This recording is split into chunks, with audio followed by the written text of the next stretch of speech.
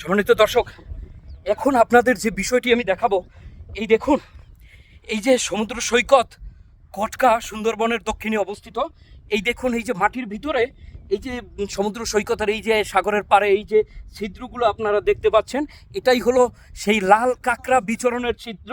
এবং এই যে ছিদ্রগুলোর ভিতরে লাল কাঁকড়া থাকে এবং কাঁকড়া থাকে, যদিও মানুষের টের পেয়েই ওরা পালিয়ে যায়। এবং দেখুন যে সাগরের কত সুন্দর দৃশ্য। এবং জোয়ারের সময় আপনারা জানুন, এবং দেখুন জোয়ারের সময় এই যে গাছের গোড়াগুলো দেখা যাচ্ছে, জোয়ারের সময় যখন সুন্দরবন কেন্দ্রিক অর্থাৎ সাগরে যখন ঘূর্ণিঝড় হয়, সেই ঘূর্ণিঝড়ের সময় যখন ঘূর্ণিঝড় এই সুন্দরবনের উপরে আঘাত হানে, তখন সুন্দরবন বনের যে প্রাকৃতিক দৃশ্য অর্থাৎ গাছপালা সব কিছু ধ্বংস হয়ে যায়।